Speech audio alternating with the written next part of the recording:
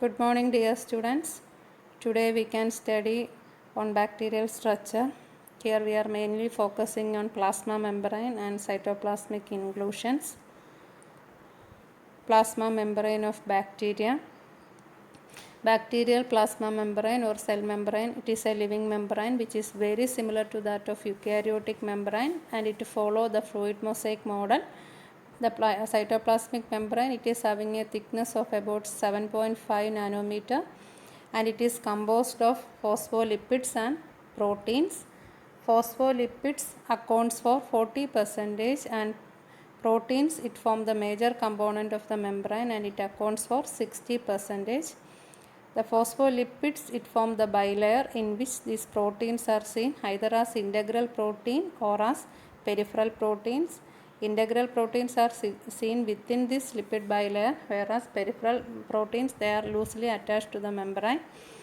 And these phospholipids, they are mainly phosphoglycerides in which straight chain fatty acids, they are linked to glycerol by means of ester bond. Next is functions of plasma membrane.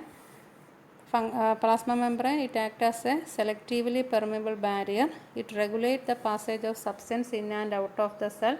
So it selectively permits some molecules to get into the cell, and it allows the passage of water and molecules of molecular weight up to 100 Dalton. It does not allow the passage of larger molecules and uncharged substance. It also acts as a site for photosynthesis. Photosynthetic chromatophores that helps to convert light energy into chemical energy, they are located within this plasma membrane. And it also acts as a site for respiration. Various enzymes involved in the respiratory mechanisms are also located within the plasma membrane. It helps in secretion. It helps in the secretion of several proteins. It also has specific protein molecules which allow the passage of nutrients and waste across the membrane. It acts as a site for oxidative phosphorylation. Cytoplasmic membrane, it is relatively impermeable to hydrogen ions, so it helps in the generation of a protein motive force. Thus it helps in the synthesis of ATP. It helps in flagellar motility. The flagella base is located within the plasma membrane, so it serves as an anchors for the flagella. Next is it helps in the synthesis of cell wall and capsular components. Cell wall, which we have studied in last class, and capsule, it is also extra cytoplasmic membrane material that is located outside the cell wall in some bacteria. So the plasma membrane, it helps in the synthesis of cell wall as well as the outer covering called capsule. It assists in DNA replication. Then it also helps in detecting and responding to the signals in the environment. For that, plasma membrane has special receptor molecules which are mainly protein molecules that helps in the detection of signals and also help in responding to the signals. So these are the main functions of the plasma membrane. So the most important function is that it helps to protect the inner nuclear material and other cytoplasmic contents, and then it acts as a selectively permeable barrier which allow only the passage of water and molecules of smaller weight, and it also acts as a site for photosynthesis and respiration, and it helps in the secretion of protein. It is a site for oxidative phosphorylation, and it also helps in the flagellar motility. Then it helps in replication of DNA and also the synthesis of cell wall and capsular components, and it helps in detecting and responding to signals.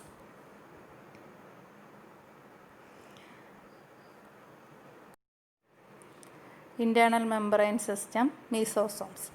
Mesosomes, they are enfoldings in the plasma membrane. They are in the form of vesicles, tubules or lamellae. So mesosomes, they are actually seen in the plasma membrane as finger-like projections into the cytoplasm, and they are usually found attached to the cross walls in dividing bacteria. We know that bacteria divide by means of binary fission, and during binary fission they form cross walls or septa, and these mesosomes, they are found very close to the septa. So they are thought to have a role in cell division, and some scientists believe that they have a role in respiration also. And some scientists even believe that they are artifact. The artifact means they are artificial things that are created during the preparation of these bacteria for electron microscopy. So mesosomes there are of two types, central mesosomes and peripheral mesosomes. Central mesosomes they penetrate deeply into the cytoplasm, and they are located near to the middle of the cell, and they are seen attached with the DNA, genetic material, during the cell division. And peripheral mesosomes, they form only a shallow projection into the cytoplasm, and so they are not attached with the nuclear material. And these peripheral mesosomes, they are mostly involved in the export of some extracellular enzymes. So mesosome, it is an internal membrane system that is seen in the plasma membrane of the bacteria, and they are finger-like projections. They are of two types. First one is central mesosomes. They are finger-like projections, but they are extended deeply into the central region of the cytoplasm and are seen attached with the DNA. So they have a role in DNA replication as well as in cell division. Whereas peripheral mesosomes, they only form shallow projections into the cytoplasm, so they are not associated with nuclear material. They are involved in the transport of extracellular enzymes. Next is cytoplasm. Cytoplasm, it is a fluid, semi-fluid material that is seen enclosed within the plasma membrane, and it is mainly comprised of water and dissolved substance such as salt, proteins, enzymes, lipids, and all other biochemicals that are necessary for maintaining the bacterial life. And next is the organelles present in the cytoplasm. As we all know that bacteria doesn't possess any cytoplasmic organelles except ribosome, but all the life activities that are seen in higher eukaryotic organisms are present in bacterial cell also. So in order to perform these activities, these bacteria they are having certain enzyme systems that are being seen associated with the plasma membrane, or they have some small vesicle-like organelles dispersed in the cytoplasm. So with these enzyme systems, they are performing all the basic life activities of their cell. Genetic material. Genetic material in bacteria is a double-stranded circular DNA molecule. Since it is circular and continuous, it is called endless chromosome, and proteins are not seen associated with this bacterial chromosome, so it is without protein. And the region where this bacterial chromosome is present is called a nucleoid. And since this bacterial chromosome, it is not bounded by a nuclear membrane, it is called a prokaryon. And this bacterial chromosome is seen slightly displaced from the center of the cell, and it is seen attached to the inner regions of the cell membrane.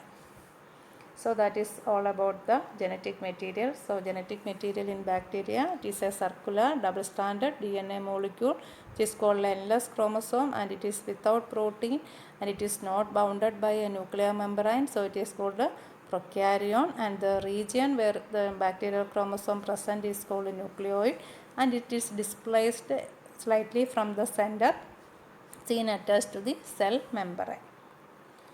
Next is plasmid. Plasmid, it is a great feature of this bacterial cell because plasmids are only present in the bacteria, and almost all bacteria possess plasmid. Some bacteria plasmids are absent, and these plasmids, they are extra chromosomal DNA molecules. They are circular double-stranded structures. They carry genes that are usually absent in the genomic or bacterial chromosome. So, and they carry genes for antibiotic resistance and fertility.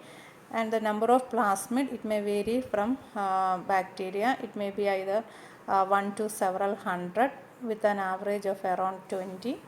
And this main feature of this plasmid is that it is capable of independent replication, that is autonomous replication, and they can be exchanged from one bacterial cell to another by means of conjugation, and they are used as vectors for gene transfer in genetic engineering. So plasmid, they are extra chromosomal double-stranded circular molecule that is present in bacteria, which is capable of self-replication, and they can be exchanged between a F positive cell, that is a cell that possesses this plasmid, to an F negative cell through conjugation, and they act as vector in genetic engineering.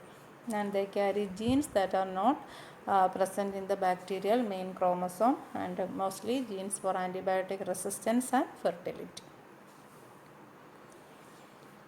Next is ribosomes. Ribosomes, they are only membrane bound organelles that present in the bacterial cell, and they are site of protein synthesis. And prokaryotic ribosomes, they are called 70S. S is the Swedberg unit, that is the sedimentation coefficient. And this prokaryotic ribosome, it is composed of a smaller subunit and a larger subunit. So 70S, it is composed of smaller subunit, that is 30S subunit, and a larger subunit, that is the 50S subunit. Both the subunit are made up of proteins and ribosomal RNA, that is rRNA. 30S subunit, it is composed of only one type of ribosomal subunit, that is 16S rRNA and 21 proteins, and 50S subunit is composed of two types of ribosomal rRNA, that is 5S rRNA and 23S rRNA along with 34 proteins. So that is all for today's class. Thank you.